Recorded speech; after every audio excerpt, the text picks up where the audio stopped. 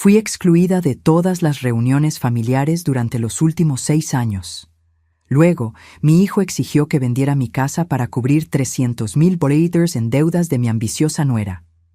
Cuando me negué, irrumpieron en mi hogar con bates de béisbol y destrozaron todo, causando $50,000 en daños. Hasta que descubrieron que yo me había mudado hacía meses. Fue entonces cuando 8 policías llegaron y... Me alegra tenerte aquí. Sigue mi historia hasta el final y comenta desde qué ciudad me estás viendo. Así podré ver hasta dónde ha llegado mi historia. Me llamo Elida y tengo 62 años. Durante 6 años he vivido como un fantasma en mi propia familia. No porque esté muerta, sino porque para ellos soy invisible.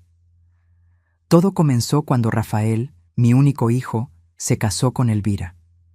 Al principio pensé que era normal que las cosas cambiaran un poco. Los recién casados necesitan su espacio, ¿verdad? Pero lo que empezó como necesitamos tiempo para adaptarnos se convirtió en algo mucho más cruel y calculado. La primera vez que me di cuenta de que algo estaba mal fue en mi cumpleaños número 57. Había preparado una pequeña cena, nada extravagante. Solo esperaba que Rafael y Elvira vinieran a casa como siempre habíamos hecho. Cociné su platillo favorito desde que era niño, pastel de carne con puré de papas, y horneé el pastel de chocolate que tanto le gustaba. Esperé hasta las 9 de la noche. El teléfono sonó una sola vez. «Mamá, lo siento mucho, pero Elvira no se siente bien. Tendremos que cancelar», me dijo Rafael con una voz que sonaba extrañamente distante. Podía escuchar televisión de fondo y risas. Risas que definitivamente no sonaban como las de alguien enfermo. «¿Está muy mal? ¿Necesita que lleve algo?», pregunté, genuinamente preocupada. No, está bien. Solo necesita descansar. Otro día, ¿sí? Ese otro día nunca llegó. La Navidad de ese año fue aún más dolorosa. Tradicionalmente, siempre celebrábamos en mi casa. Tenía todas las decoraciones que Rafael había hecho de niño, el mismo árbol donde habíamos colgado ornamentos durante 20 años, los mismos platos navideños que había heredado de mi madre. 3 días antes de Navidad, Rafael me llamó. «Mamá, este año vamos a hacer algo pequeño, solo nosotros 2. Elvira quiere empezar nuestras propias tradiciones familiares». El dolor que sentí en ese momento fue físico, como si me hubieran dado un puñetazo en el estómago. «Pero Rafael, podemos hacer tradiciones nuevas todos juntos. No tiene que ser una cosa o la otra». Es complicado, mamá. Elvira se siente incómoda. Dice que siempre se siente como una extraña cuando estamos los 3. ¿Una extraña? Yo había hecho todo lo posible por hacerla sentir bienvenida. Le había dado las llaves de mi casa, había reorganizado mi horario para sus comidas favoritas, incluso había cambiado la decoración del cuarto de huéspedes para que fuera más de su agrado. ¿He hecho algo mal?, pregunté, mi voz quebrándose a pesar de mis esfuerzos por mantener la compostura. «No, mamá, no es eso. Solo. Necesitamos este tiempo para nosotros». Pasé esa Navidad sola, mirando las noticias y comiendo una cena congelada. Cada vez que veía una familia reunida en la televisión, sentía como si algo dentro de mí se desgarrara un poco más. El Año Nuevo no fue mejor, ni el Día de las Madres, ni el cumpleaños de Rafael. Cada ocasión especial venía acompañada de una nueva excusa. Elvira organizó una sorpresa. Tenemos planes con los padres de ella. Es que vamos a salir de la ciudad. Tal vez la próxima vez. Pero lo que realmente me partió el corazón fue cuando nació mi nieto, pequeño Daniel. Había esperado 9 meses para conocer a ese bebé. Había tejido mantas, comprado ropa, preparado el cuarto que había sido de Rafael para cuando vinieran de visita. Tenía una cuna antigua que había restaurado especialmente, la misma donde Rafael había dormido cuando era bebé. Cuando Daniel nació, me enteré por Facebook. Una foto de Elvira en el hospital, sosteniendo al bebé, con Rafael a su lado sonriendo. El pie de la foto decía: «Bienvenido al mundo, Daniel. Tu papá y mamá te amamos mucho». No había mención de los abuelos, ni de mí. Llamé a Rafael inmediatamente. «Felicidades», ¿Cuándo puedo conocer a mi nieto? Ah, mamá, sí. El médico dice que es mejor esperar unas semanas antes de que tenga muchas visitas. Ya sabes, por el sistema inmunológico del bebé. Semanas se convirtieron en meses. Cuando finalmente conocí a Daniel, ya tenía 4 meses. Era una visita programada de exactamente 1 hora en un parque público. Elvira no dejó que lo cargara. Es que está muy apegado a mí, explicó, con una sonrisa que no llegaba a sus ojos. No queremos que se altere. Rafael asintió, como si eso tuviera perfecto sentido. Esa fue la última vez que vi a mi nieto durante casi 1 año. Las excusas se volvieron más elaboradas y más hirientes. Cuando cumplió 2 años, Daniel tuvo una fiesta de cumpleaños.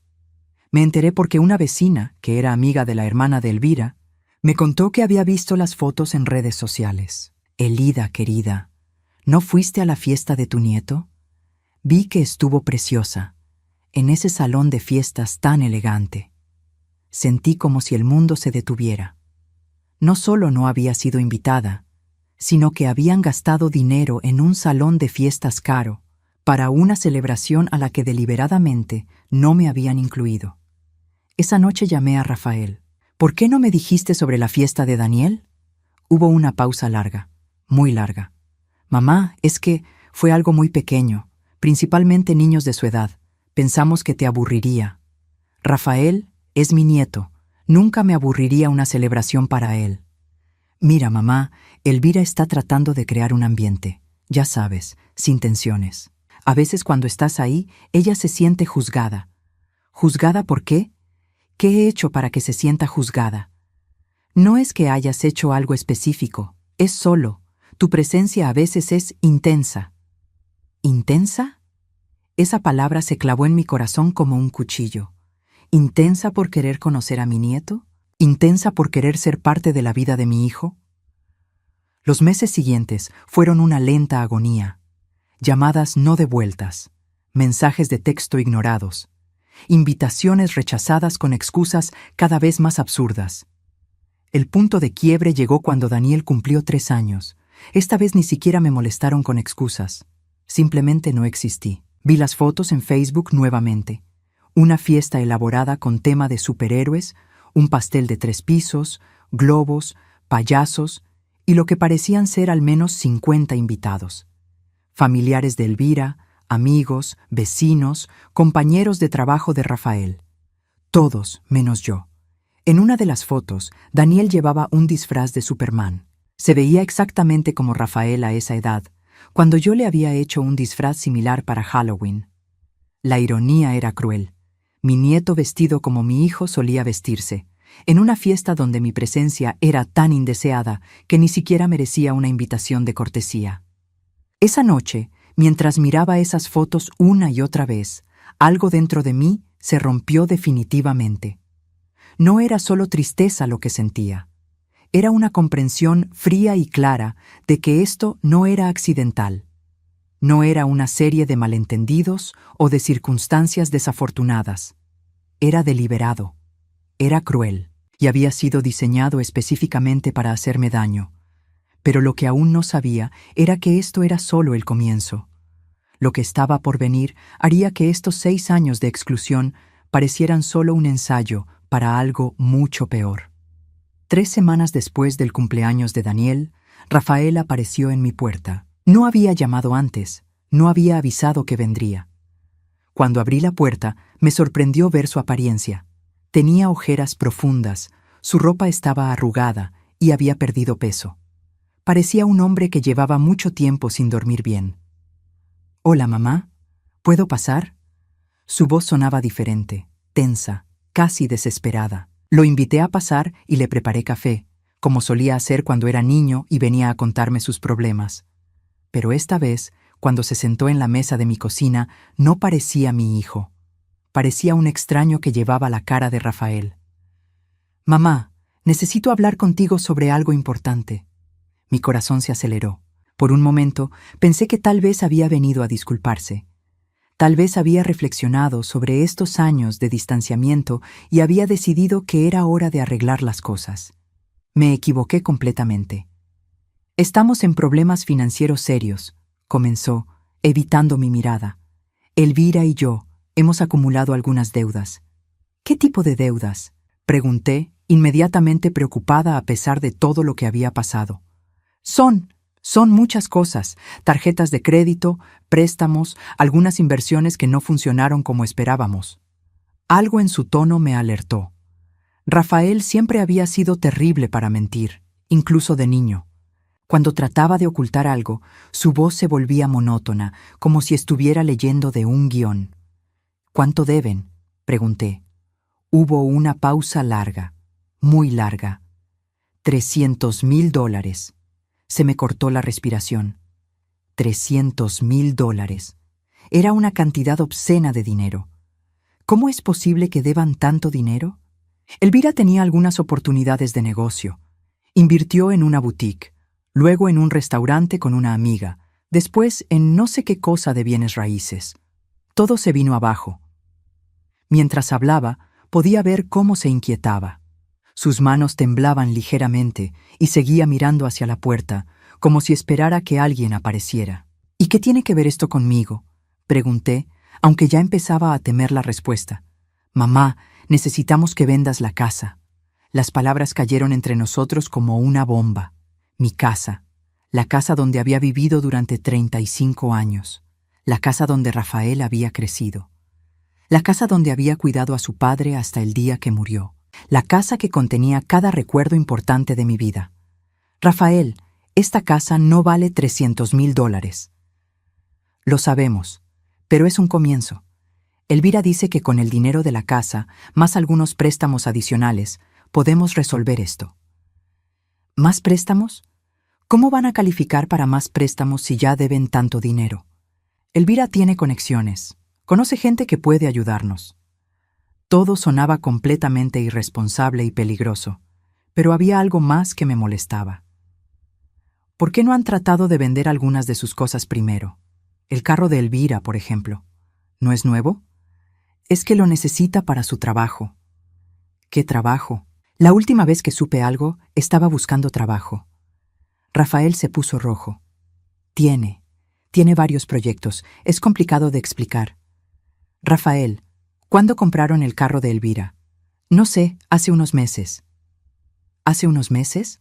¿Compraron un carro nuevo cuando ya tenían deudas? Mamá, no entiendes. Elvira necesita proyectar una imagen profesional. No puede manejar un carro viejo si va a hacer negocios. Me quedé callada por un momento, procesando lo que acababa de escuchar. Luego pregunté, ¿qué más han comprado recientemente? Rafael parecía cada vez más incómodo. No es importante. Lo importante es que necesitamos resolver esta situación ahora. Respóndeme, Rafael. ¿Qué más han comprado? Elvira renovó su guardarropa para las reuniones de negocios. ¿Cuánto costó esa renovación? No lo sé exactamente. ¿10,000? ¿20,000? Mamá, eso no importa ahora. Claro que importa. Me están pidiendo que venda mi casa para pagar deudas, pero siguen gastando dinero en cosas innecesarias. No son innecesarias, son inversiones en el futuro de Elvira. ¿Y el viaje a Europa que vi en sus fotos de Facebook? ¿Eso también fue una inversión? Rafael se quedó callado. ¿Cuándo fue ese viaje, Rafael? El mes pasado. ¿El mes pasado? ¿Gastaron dinero en un viaje a Europa el mes pasado, pero hoy necesitan que yo venda mi casa para pagar sus deudas? Ese viaje estaba pagado desde antes. No podíamos cancelarlo. ¿Estaba pagado desde antes? ¿Con qué dinero? Con las tarjetas de crédito. La imagen completa comenzaba a formarse en mi mente y era nauseabunda.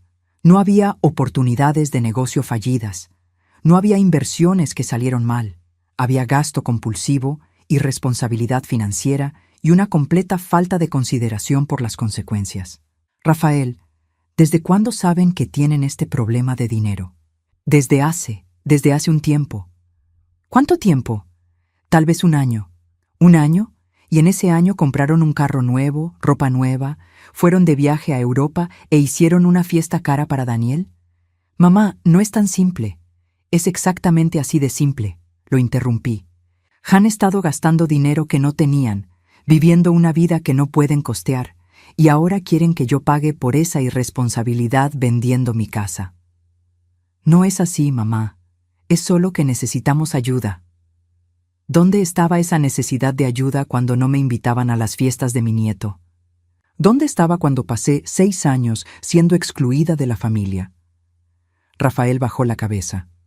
Eso es diferente. No, no es diferente. Durante 6 años me han tratado como si no existiera. Ni una llamada, ni una visita, ni una invitación.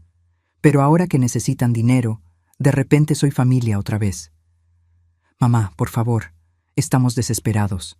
¿Y qué pasa conmigo? Si vendo mi casa, ¿dónde voy a vivir? Puedes rentar algo más pequeño. O tal vez puedas quedarte con nosotros por un tiempo. La ironía era tan cruel que casi me dio risa. Después de años de hacerme sentir como una intrusa no deseada, ahora me ofrecían quedarme en su casa como si fuera un favor. ¿Elvira está de acuerdo con eso? Rafael dudó. Bueno, tendríamos que hablarlo con ella. Por supuesto que tendrían que hablarlo, porque durante 6 años, cada decisión que te afecta tiene que ser aprobada por Elvira. No es así. ¿No? ¿Cuándo fue la última vez que tomaste una decisión sobre nuestra relación sin consultarla a ella? Rafael no respondió, porque ambos sabíamos la respuesta. Me levanté de la mesa y caminé hacia la ventana. Afuera, mi jardín estaba floreciendo. Las rosas que había plantado cuando Rafael tenía 10 años estaban en su mejor momento.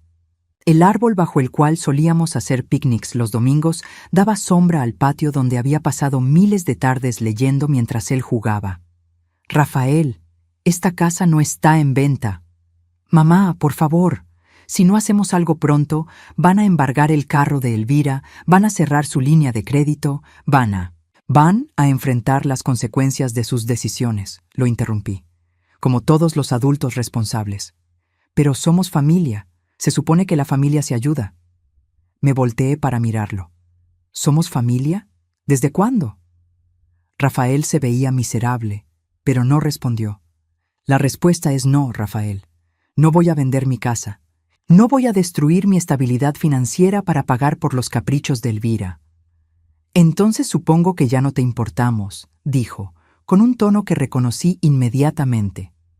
Era el mismo tono que usaba Elvira cuando quería manipular una situación. No, Rafael, ustedes decidieron que yo no importaba hace 6 años. Se levantó para irse, pero antes de llegar a la puerta se volteó. Esto no se va a quedar así, mamá. Elvira dice que hay maneras legales de forzar este tipo de situaciones, especialmente cuando se trata de padres que no apoyan a sus hijos en momentos de crisis. Un frío recorrió mi espalda. ¿Me estás amenazando? No te estoy amenazando. Solo te estoy diciendo que hay opciones. Vete de mi casa, Rafael. Mamá, vete, ahora. Después de que se fue, me senté en mi sala, temblando. No por miedo, sino por rabia. La audacia de aparecer después de 6 años de abandono emocional para exigir que vendiera mi casa era impresionante. Pero lo que más me dolía era darme cuenta de que mi hijo se había convertido en alguien que no reconocía. Esa noche no pude dormir. Sabía que esto no había terminado. La amenaza velada sobre opciones legales había sido clara. Y si conocía a Elvira como estaba empezando a conocerla, esto era solo el comienzo. Tenía razón. Lo que vino después hizo que esta conversación pareciera cordial en comparación. 2 semanas después de la conversación con Rafael, comenzaron las llamadas telefónicas. Al principio pensé que eran llamadas equivocadas o vendedores insistentes. El teléfono sonaba a horas extrañas, 6 de la mañana, 11 de la noche, 2 de la madrugada. Cuando contestaba, escuchaba silencio del otro lado, luego colgaban. Después empezaron a aparecer carros extraños en mi calle. Un sedán gris que se estacionaba frente a mi casa por horas. Cuando salía a ver, arrancaban y se iban. Al principio pensé que era paranoia, pero mis vecinos también lo notaron. «Élida», me dijo Margaret, mi vecina de al lado. «¿Todo está bien? He visto gente rara rondando tu casa». «Probablemente no es nada», le respondí, pero por dentro sabía que sí era algo. Era una campaña de intimidación, y sabía exactamente quién estaba detrás. La tercera semana encontré mi jardín vandalizado. Alguien había pisoteado mis rosas, había arrancado las plantas que había cuidado durante años y había dejado basura esparcida por todo el patio. En la puerta de entrada habían escrito con marcador negro: «Paga lo que debes». Esa fue la gota que derramó el vaso. Llamé a Rafael inmediatamente. «¿Qué significa esto?», le pregunté cuando contestó. «¿Qué significa qué?». «El vandalismo en mi casa, las llamadas a todas horas, los carros extraños en mi calle». «No sé de qué estás hablando, mamá». «No me mientas, Rafael. Sé que tú o Elvira están detrás de esto». «Mamá, estás paranoica. Tal vez deberías ver a un doctor». La falta de respeto en su voz me cortó como un cuchillo. Este ya no era mi hijo. Era un extraño que había tomado su lugar. «Rafael, voy a llamar a la policía». «Llama a quien quieras. No van a encontrar nada que nos conecte a nosotros». Esa frase me confirmó lo que ya sabía. Era una admisión de culpa disfrazada de negación. Colgué y llamé a la policía. Vino un oficial joven que tomó fotos del vandalismo y llenó un reporte, pero fue claro que sin evidencia directa no había mucho que pudieran hacer. «Señora, ¿tiene alguna idea de quién podría estar haciendo esto?». «Sí», respondí. «Mi hijo y mi nuera. Quieren que venda mi casa para pagar sus deudas». El oficial me miró con una expresión que reconocí inmediatamente: lástima mezclada con incredulidad. Para él, yo era una mujer mayor, posiblemente confundida, acusando a su propia familia de algo tan absurdo. ¿Ha documentado estas amenazas de alguna manera? No directamente, pero puedo probar el patrón de hostigamiento. Le recomiendo que instale cámaras de seguridad, y si vuelve a pasar algo, llámenos inmediatamente. Esa misma tarde fui a comprar cámaras de seguridad. No eran baratas, pero tenía que protegerme. Contraté a un técnico para que las instalara al día siguiente. Mientras el técnico trabajaba, me explicó el sistema. Estas cámaras graban 24 horas al día. Todo se guarda en la nube, así que aunque alguien dañe las cámaras, usted no pierde las grabaciones y puede ver todo desde su teléfono en tiempo real. ¿En tiempo real? Sí, señora. Descarga esta aplicación y puede ver su casa desde cualquier lugar donde tenga internet. No sabía en ese momento lo importante que sería esa función. Las siguientes 2 semanas fueron relativamente tranquilas. Las llamadas cesaron, no vi más carros extraños y empecé a pensar que tal vez las cámaras habían sido suficiente para disuadirlos. Me equivoqué. La noche del martes, 3 semanas después de instalar las cámaras, estaba cenando en casa de Margaret. Ella había insistido en invitarme porque notaba que había estado muy estresada últimamente. Estábamos terminando el postre cuando mi teléfono vibró con una notificación de las cámaras de seguridad. Movimiento detectado en la entrada principal. Abrí la aplicación esperando ver un gato callejero o tal vez un repartidor de paquetes. Lo que vi me heló la sangre. Rafael y Elvira estaban parados en mi puerta, pero no venían de visita social. Rafael llevaba un bate de béisbol. Elvira tenía algo en las manos que parecía ser un martillo. Los dos llevaban capuchas, como si fueran criminales comunes. «Margaret», dije, mi voz temblando, «necesito llamar a la policía, ahora». «¿Qué pasa?». Le mostré la pantalla de mi teléfono. Su expresión cambió inmediatamente. «¿Esos son tu hijo y tu nuera?». «Sí». «Dios mío, Elida, ¿qué van a hacer?». No tuve que esperar mucho para saberlo. En la pantalla vi a Rafael forzar la cerradura de mi puerta principal mientras Elvira hacía guardia. Unos segundos después, desaparecieron dentro de mi casa. Llamé al 911 con dedos temblorosos. 911, ¿cuál es su emergencia? Hay 2 personas que acaban de entrar ilegalmente a mi casa. Los estoy viendo en las cámaras de seguridad en este momento. ¿Dónde está usted, señora? Estoy en casa de mi vecina. Los intrusos son mi hijo y mi nuera. Están armados con bates de béisbol. ¿Me puede dar su dirección? Le di mi dirección y la de Margaret. La operadora me dijo que las unidades estaban en camino. Señora, ¿puede seguir viendo lo que está pasando en su casa? Sí, tengo la aplicación en mi teléfono. Por favor, manténgase en línea y dígame qué está pasando. Lo que estaba pasando era una destrucción sistemática y calculada de todo lo que me importaba. En la pantalla de mi teléfono, vi a Rafael y Elvira moverse por mi casa como una máquina de demolición. Pero no estaban destruyendo cosas al azar. Estaban siendo específicos, deliberados, crueles. Primero fueron a mi sala y destrozaron el piano donde Rafael había aprendido a tocar cuando era niño. Elvira usaba el martillo para golpear las teclas mientras Rafael usaba el bate para romper las patas. El sonido que salía de mi teléfono era nauseabundo.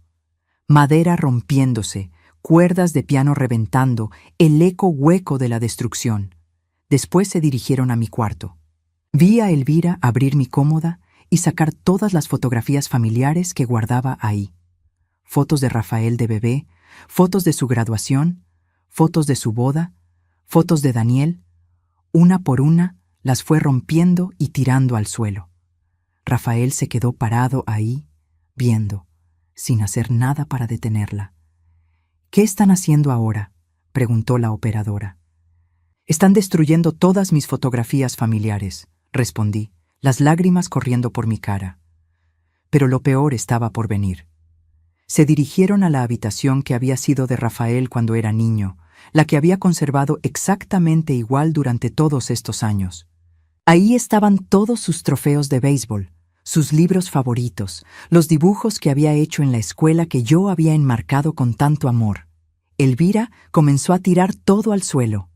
Los trofeos se estrellaron contra las paredes, los libros fueron arrancados y esparcidos, los marcos de los dibujos se hicieron pedazos bajo sus pies. Rafael participaba ahora activamente. Con el bate, golpeó la cama donde había dormido durante 18 años. Golpeó el escritorio donde había hecho tarea durante toda su infancia.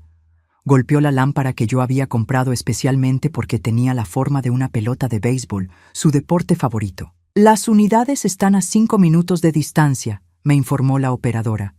«Dígales que se apuren», supliqué. «Están destruyendo mi vida entera». Margaret me había puesto una mano en el hombro, tratando de consolarme, pero yo no podía dejar de mirar la pantalla. Era como ver a dos desconocidos destruir no solo mi casa, sino cada recuerdo feliz que había tenido. Luego se dirigieron a la cocina. Esta parte fue especialmente cruel. Elvira abrió el refrigerador y comenzó a tirar toda la comida al suelo. Milk, huevos, sobras, todo mezclándose en un desastre nauseabundo. Rafael usaba el bate para romper todos los platos, uno por uno. Platos que había recibido como regalo de bodas hace 35 años. Platos en los que había servido miles de comidas familiares. El sonido de la porcelana rompiéndose llenaba el audio de la aplicación. Era un sonido definitivo, irreversible. Cada plato roto era una memoria destruida, una tradición familiar hecha pedazos. «Están en la cocina ahora», le reporté a la operadora. «Están rompiendo todo». Las unidades llegaron a su casa. «¿Puede ver si los sospechosos están todavía adentro?» Miré la pantalla. Rafael y Elvira estaban en la sala otra vez, admirando su trabajo. La casa que había sido mi hogar durante 35 años parecía una zona de guerra. Muebles volcados, fotografías rotas, objetos personales esparcidos por todas partes como basura. Elvira tenía algo en las manos.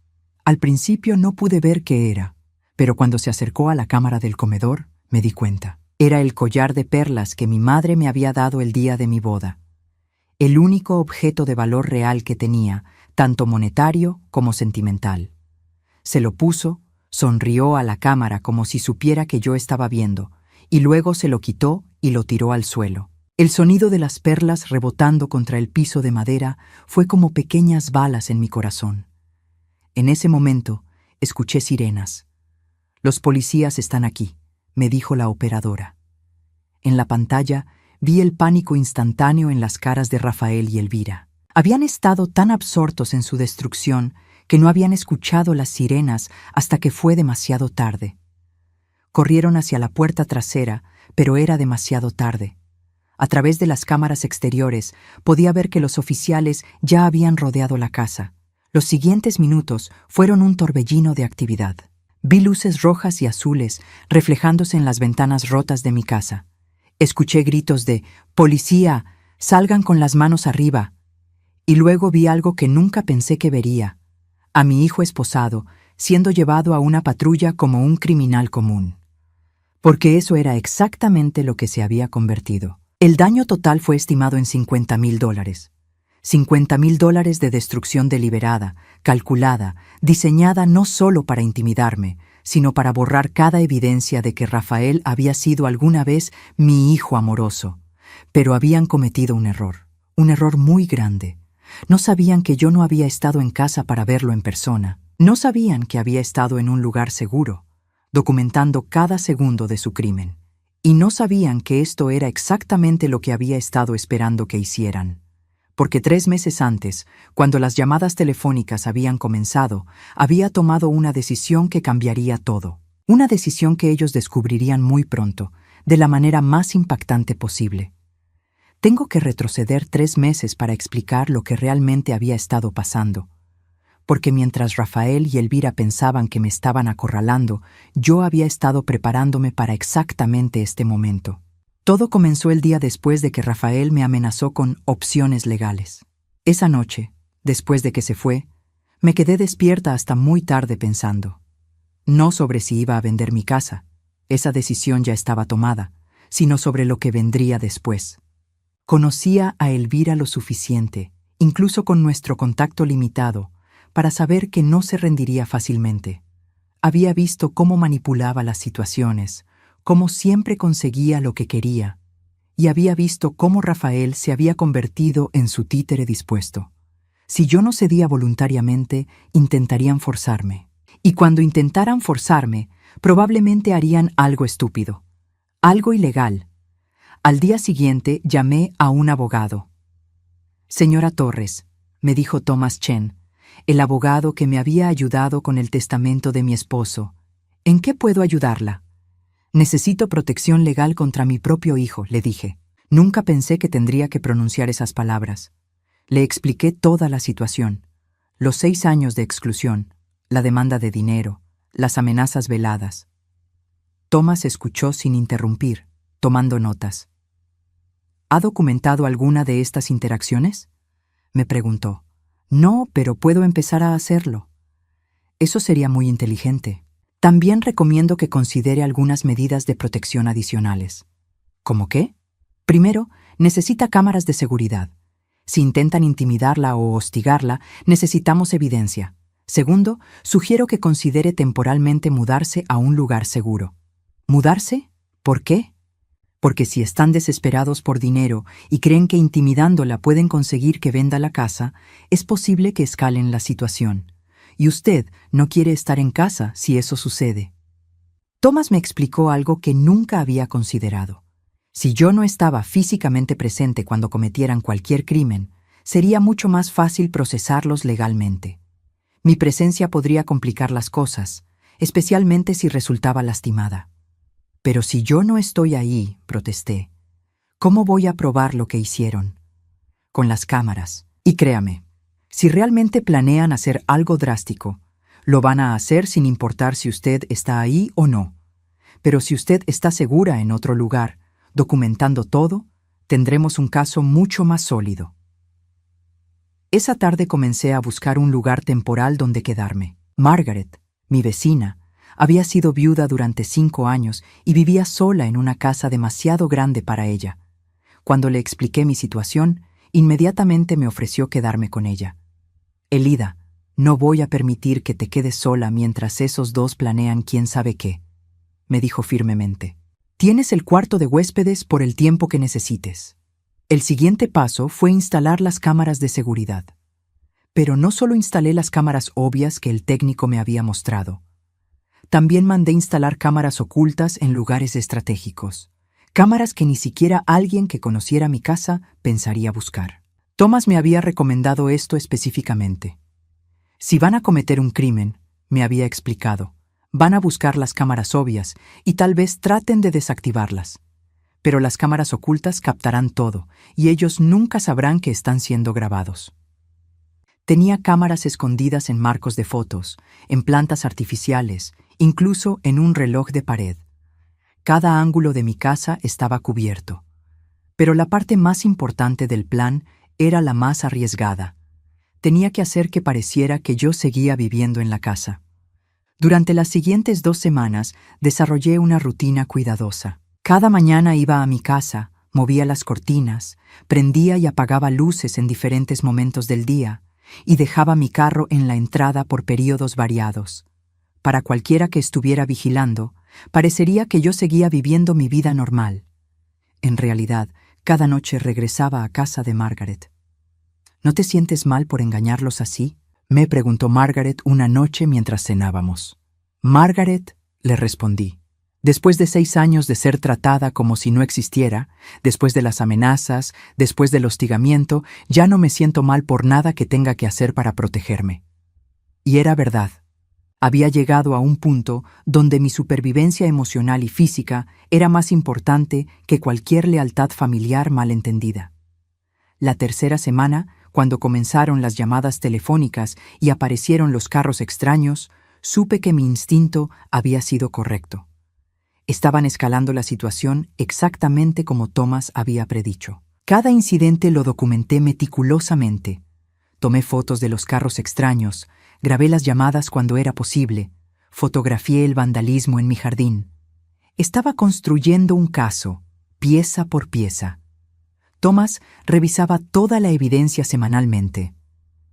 «Están creando un patrón perfecto de hostigamiento», me dijo. «Si esto continúa escalando, van a hacer algo que les va a costar muy caro». ¿Usted cree que realmente van a hacer algo drástico?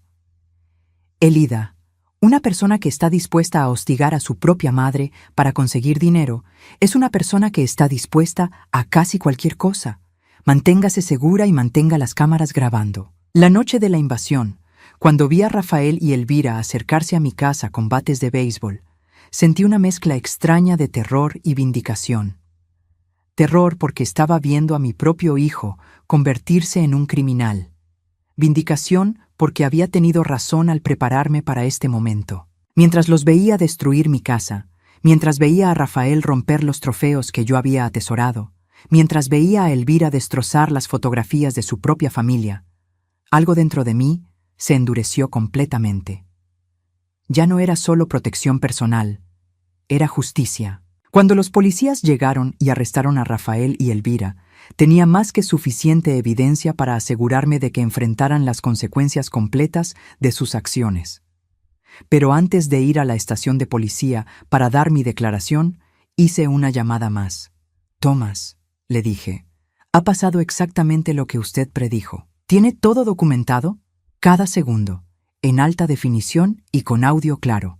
«Perfecto. Nos vemos en la estación. Y Elida, prepárese, porque esto va a ser más grande de lo que ellos esperaban». «¿A qué se refiere?» «Con toda la evidencia que hemos recopilado durante estos meses, no solo van a enfrentar cargos por la invasión de esta noche, van a enfrentar cargos por hostigamiento criminal, vandalismo, amenazas y posiblemente extorsión. Estamos hablando de múltiples delitos graves». Después de colgar, me senté en la cocina de Margaret, tomando té y procesando lo que había pasado. Afuera, las luces de las patrullas todavía iluminaban mi calle. Adentro de mi casa, $50,000 en daños documentaban la verdadera naturaleza de las personas en las que se habían convertido mi hijo y mi nuera. Pero había algo más que ellos no sabían. Algo que descubrirían al día siguiente, cuando fueran a corte para su audiencia de fianza.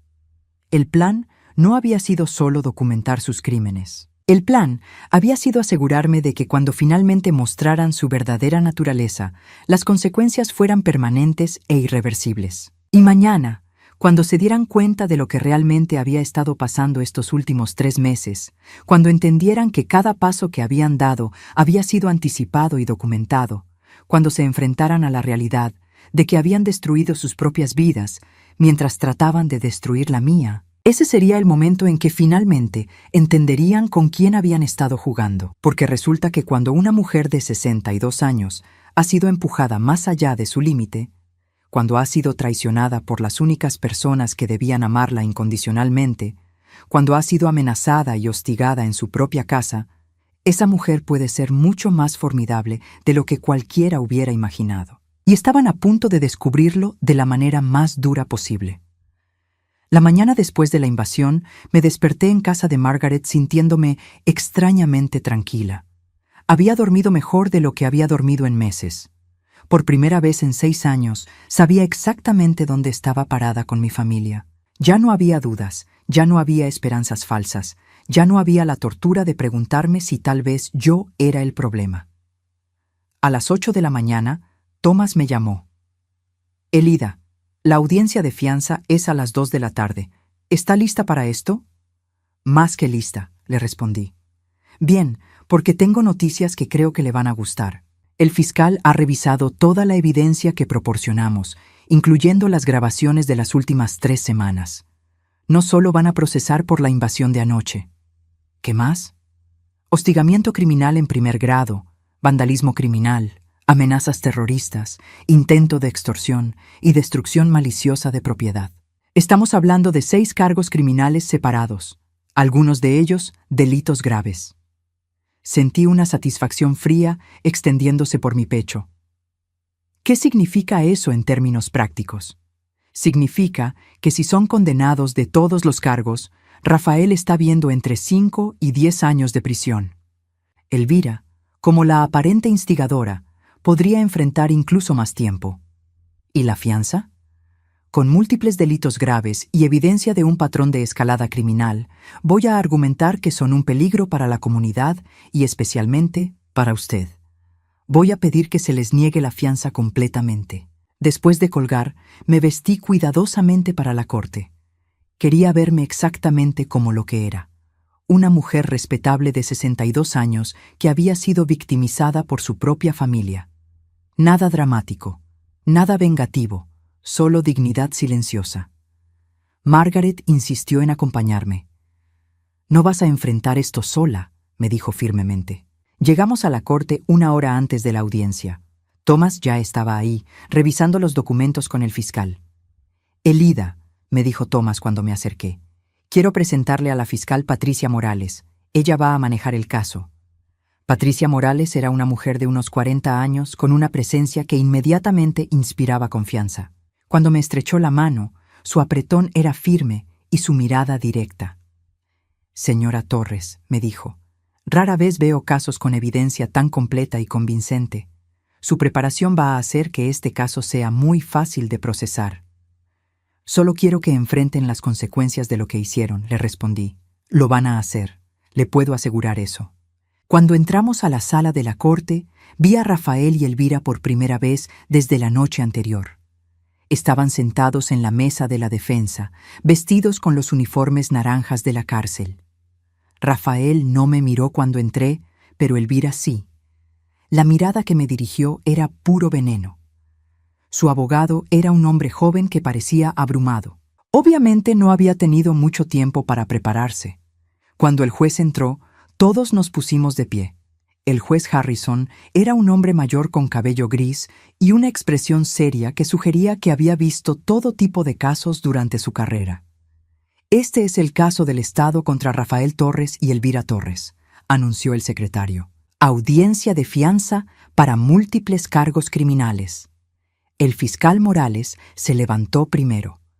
«Su señoría, el Estado se opone firmemente a que se conceda fianza en este caso. Los acusados han demostrado un patrón escalado de comportamiento criminal dirigido específicamente hacia la víctima, quien es la madre de uno de los acusados». «Continúe», dijo el juez. «Durante los últimos 3 meses, los acusados han participado en una campaña sistemática de hostigamiento criminal contra la víctima. Esto incluyó llamadas telefónicas amenazantes a todas horas, vigilancia de su hogar, vandalismo de su propiedad y amenazas explícitas de violencia si no cumplía con sus demandas financieras». Patricia puso una carpeta gruesa sobre su mesa. «Su señoría, tenemos evidencia videográfica completa de todos estos incidentes, así como grabaciones de audio de las amenazas». Esta campaña culminó anoche, cuando los acusados irrumpieron ilegalmente en el hogar de la víctima, armados con bates de béisbol y martillos, y procedieron a causar $50,000 en daños a la propiedad. Pero esto no fue vandalismo aleatorio, Su Señoría. Fue destrucción específica y calculada de objetos con valor sentimental, diseñada para causar el máximo trauma emocional posible. Vi a Rafael encogerse en su silla. Elvira mantenía una expresión desafiante, pero podía ver que sus manos temblaban. Los acusados destruyeron fotografías familiares, recuerdos de la infancia, objetos heredados y habitaciones completas de memorias. Esta fue una violencia psicológica deliberada de la peor clase, especialmente repugnante porque fue perpetrada por un hijo contra su propia madre. Además, continuó Patricia, la evidencia muestra que esta escalada criminal fue motivada por la negativa de la víctima a vender su hogar para financiar el estilo de vida irresponsable de los acusados. En otras palabras, cuando la extorsión emocional falló, recurrieron a la violencia criminal. Por estas razones, el Estado considera que los acusados representan un peligro claro y presente para la víctima y para la comunidad en general. Solicitamos que se les niegue la fianza. Cuando Patricia se sentó, el abogado defensor se levantó. Parecía nervioso. «Su Señoría», comenzó, «mis clientes no tienen antecedentes criminales previos. Son miembros respetados de la comunidad con lazos familiares fuertes en el área». Tuve que morderme la lengua para no reír ante esa descripción.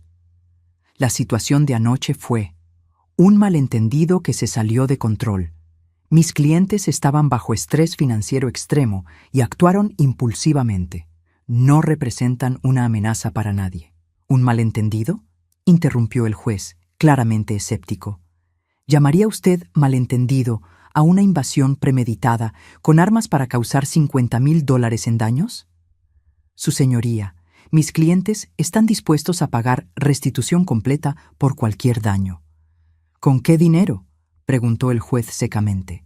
Entiendo que el motivo de estos crímenes fue que no tenían dinero. El abogado defensor se veía cada vez más perdido. Su Señoría, simplemente pedimos que se considere una fianza razonable. No, dijo el juez firmemente. He revisado la evidencia preliminar en este caso y es clara y convincente. Los acusados participaron en una campaña de 3 meses de terrorismo doméstico contra un miembro vulnerable de su propia familia. La escalada fue deliberada y calculada. La violencia fue específicamente diseñada para causar trauma psicológico máximo. El juez se dirigió directamente a Rafael y Elvira. «Levántense». Ambos se pusieron de pie, Rafael temblando visiblemente. En mis 30 años en este estrado, rara vez he visto un caso que demuestre tal crueldad calculada entre miembros de familia. Han convertido lo que debería ser amor incondicional en un arma para su propio beneficio financiero. Pero lo que es más perturbante es el patrón de escalada. Comenzaron con manipulación emocional. Cuando eso falló, escalaron a hostigamiento. Cuando eso falló, escalaron a amenazas. Cuando eso falló, escalaron a violencia criminal. No hay razón para creer que si son liberados, esta escalada se detendría. De hecho, dado que ahora enfrentan consecuencias criminales serias, es razonable asumir que podrían escalar aún más, posiblemente hacia violencia física contra la víctima. Por lo tanto, se niega la fianza. Los acusados permanecerán detenidos hasta el juicio. El martillo del juez resonó en la sala como un disparo. Rafael se desplomó en su silla, finalmente entendiendo la magnitud de lo que había hecho. Elvira se volteó hacia mí con una expresión de odio puro, pero ya no me afectaba. Su poder sobre mí había terminado completamente. Además, continuó el juez, dados los múltiples cargos graves en este caso, ordeno que el juicio proceda de manera expedita. No veo razón para prolongar esto. Cuando salimos de la corte, Tomás me puso una mano en el hombro. ¿Cómo se siente? Como si finalmente pudiera respirar, le respondí honestamente. Esa noche, mientras cenaba tranquilamente con Margaret, mi teléfono sonó. Era un número que no reconocía. «Diga, Elida, soy yo». Era la voz de mi hermana Carmen, quien vivía en otro estado y con quien tenía contacto limitado. «Hola, Carmen». «Elida, ¿qué está pasando? Rafael me llamó desde la cárcel. Dice que lo has hecho arrestar por algún malentendido familiar». Ahí estaba, la última jugada de Rafael y Elvira. Cuando ya no podían intimidarme directamente, iban a tratar de usar a otros miembros de la familia para presionarme. Carmen, le dije calmadamente, ¿Rafael te contó que él y Elvira invadieron mi casa con bates de béisbol y causaron $50,000 en daños? Silencio. ¿Te contó sobre los 3 meses de llamadas amenazantes, el hostigamiento, el vandalismo? Más silencio. ¿Te contó que me exigieron que vendiera mi casa para pagar las deudas que acumularon comprando carros nuevos y yendo de vacaciones a Europa? Elida. Carmen comenzó, pero la interrumpí. Carmen, tengo todo documentado. Vídeo, audio, fotografías. Si quieres saber la verdad, puedo enviarte las grabaciones, pero no voy a permitir que nadie más me manipule o me haga sentir culpable por protegerme de criminales, sin importar si compartimos sangre. Nunca pensé que llegarías tan lejos, murmuró Carmen. Yo nunca pensé que mi propio hijo llegaría tan lejos, le respondí. Pero aquí estamos. Después de colgar, me di cuenta de que esa llamada había sido una prueba final, y había pasado.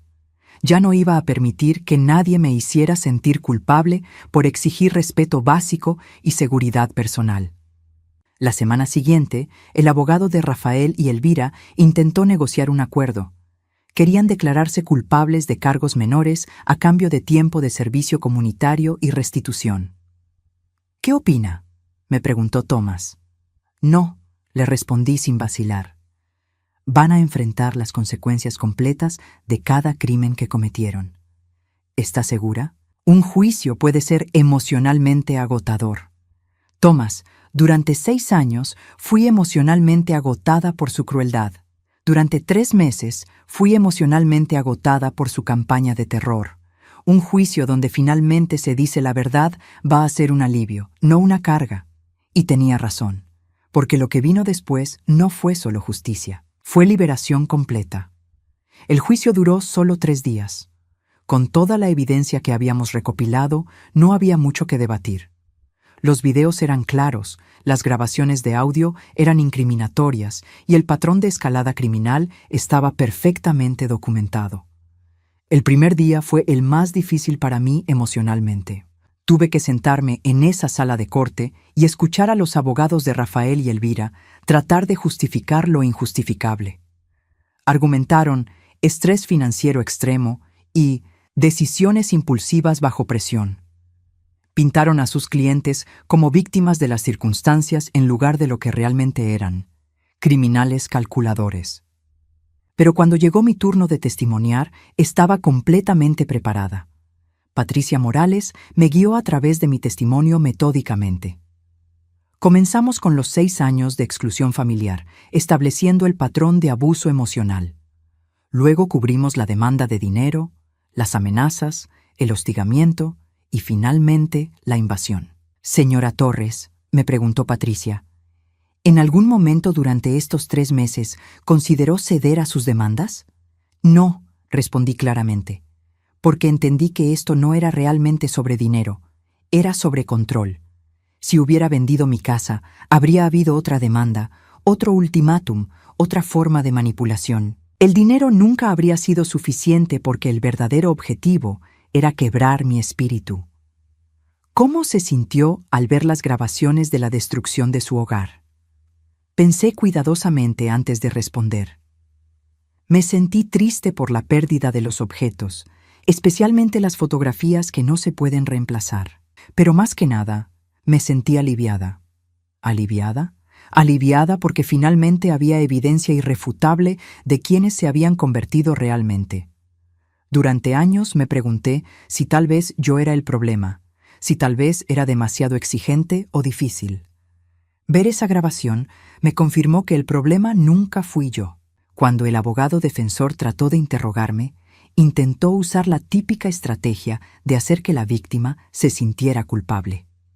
Señora Torres, ¿no es cierto que como madre usted tiene cierta responsabilidad de ayudar a su hijo en tiempos difíciles? Como madre, le respondí, mi responsabilidad era criar a un hijo con valores morales, respeto por otros y la capacidad de aceptar las consecuencias de sus acciones. Aparentemente, fallé en eso. Pero, ¿no considera que $50,000 en daños es un precio demasiado alto para una disputa familiar? No fue una disputa familiar, le dije firmemente. Fue una campaña criminal de terrorismo doméstico. Y sí, $50,000 es mucho dinero. Suficiente dinero como para que cualquier persona responsable hubiera encontrado maneras legales de conseguirlo en lugar de atacar a una mujer de 62 años. El segundo día del juicio se enfocó en la evidencia técnica. Los técnicos en computación explicaron cómo las grabaciones habían sido autenticadas.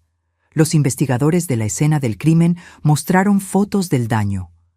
Todo fue presentado de manera fría y factual, sin drama. Pero el momento más poderoso vino cuando proyectaron el video completo de la invasión en la sala de corte.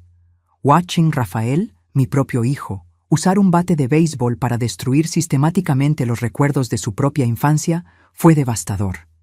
Varios miembros del jurado se vieron visiblemente afectados. Elvira, sentada en la mesa de la defensa, mantenía una expresión desafiante durante la mayor parte del video. Pero cuando llegó a la parte donde ella tomó el collar de perlas de mi madre, se lo puso, sonrió a la cámara y luego lo tiró al suelo. Incluso ella se encogió un poco. El tercer día fueron los alegatos finales. Patricia Morales fue brillante. Damas y caballeros del jurado, comenzó. Este caso no es complicado. Es la historia de dos adultos que decidieron que querían dinero que no habían ganado para pagar deudas que habían creado voluntariamente. Y cuando no consiguieron ese dinero de manera fácil, recurrieron al terrorismo criminal. No los confundan con víctimas de las circunstancias. Son perpetradores de violencia doméstica de la peor clase. Violencia dirigida hacia una mujer mayor vulnerable por las únicas personas en el mundo que supuestamente la debían proteger. Han visto la evidencia. Han visto la escalada calculada, han visto la crueldad específica de la destrucción, diseñada no solo para causar daño financiero, sino trauma psicológico permanente.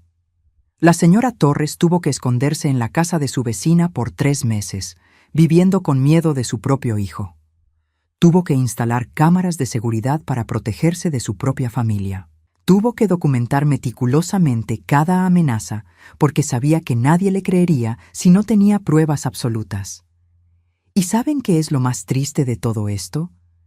Que al final, su instinto de protegerse a sí misma resultó ser completamente correcto. Porque la noche que finalmente atacaron, lo hicieron con una violencia y crueldad que confirma que ella nunca estuvo segura con ellos. El abogado defensor hizo su mejor esfuerzo, pero ¿qué podía decir? La evidencia era abrumadora.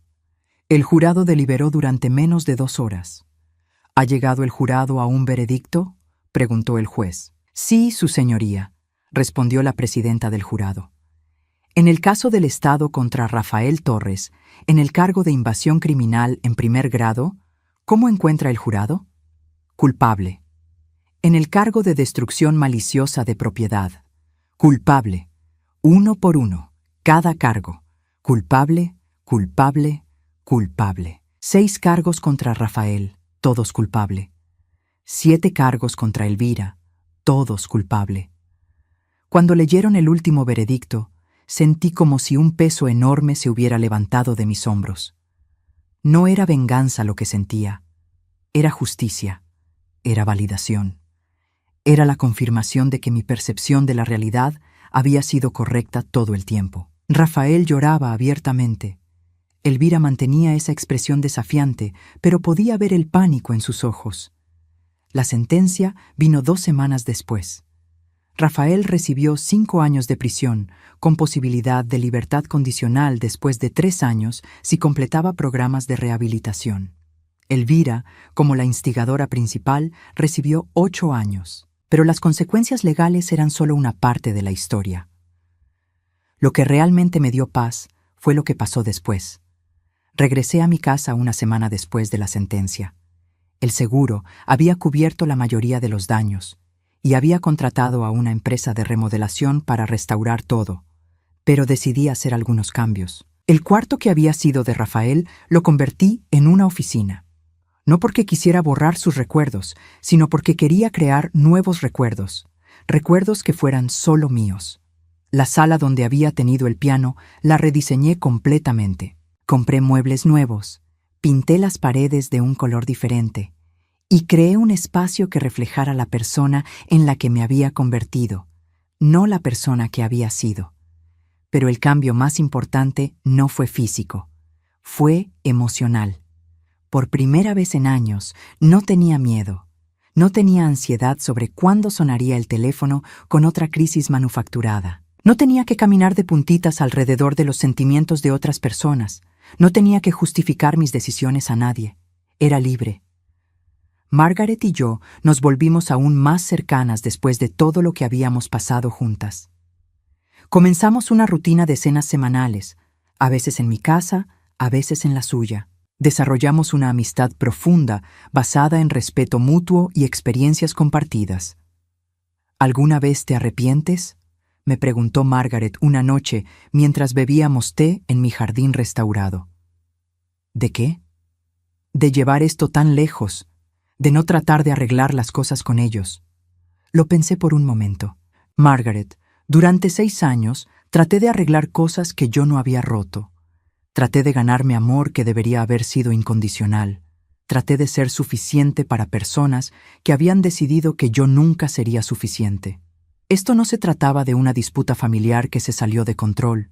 Se trataba de que 2 adultos decidieron que mi bienestar no importaba si se interponía en el camino de lo que ellos querían. ¿Te arrepientes tú alguna vez de dejar a tu exmarido?, le pregunté.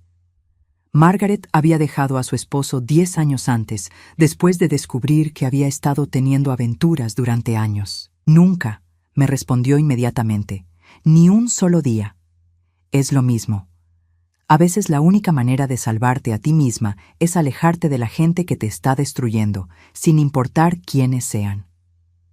6 meses después de la sentencia, comencé a hacer trabajo voluntario en un centro comunitario para adultos mayores. No porque quisiera crear una organización o convertirme en una activista, simplemente porque quería usar mi experiencia para ayudar a otras personas que podrían estar pasando por situaciones similares. Una vez a la semana, facilitaba un grupo de apoyo informal para personas que habían tenido que establecer límites difíciles con miembros de familia tóxicos.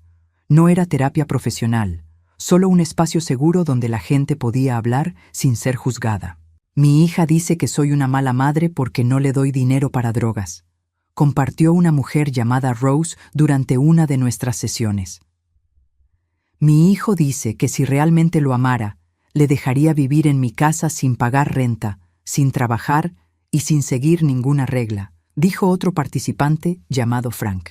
Mi nuera dice que soy una suegra controladora porque no acepto que me grite delante de mis nietos, agregó una mujer llamada Patricia. Cada historia era diferente, pero el patrón era el mismo. Personas que habían sido entrenadas para creer que establecer límites básicos era egoísta, que exigir respeto básico era poco razonable, que protegerse a sí mismas era traición familiar.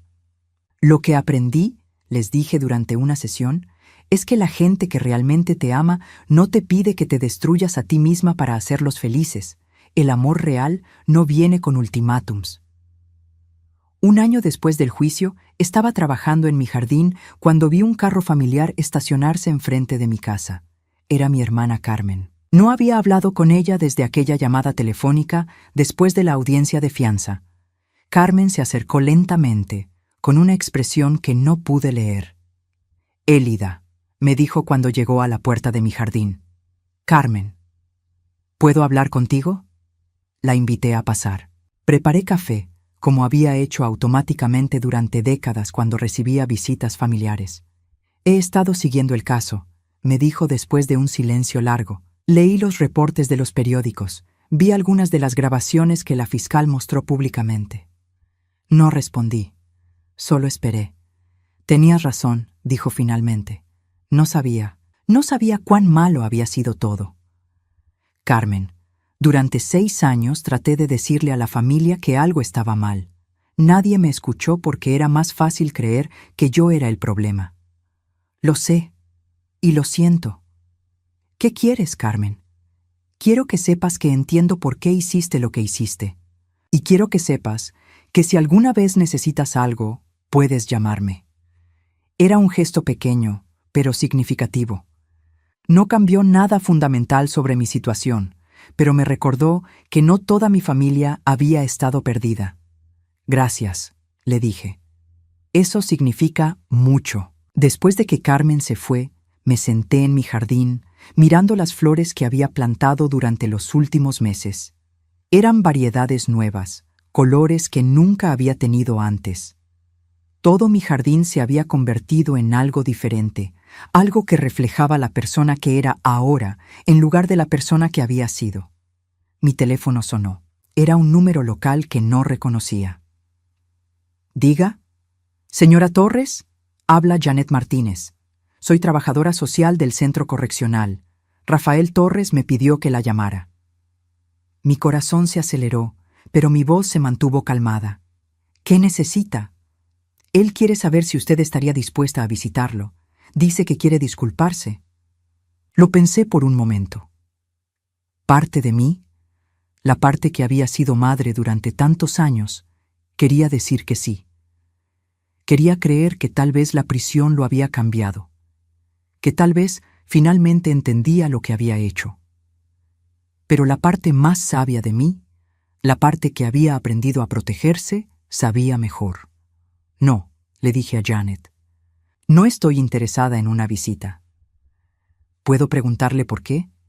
Porque he aprendido que mi paz mental es más importante que sus sentimientos, y porque después de todo lo que ha pasado, no le debo nada a nadie que me haya tratado como me trató él.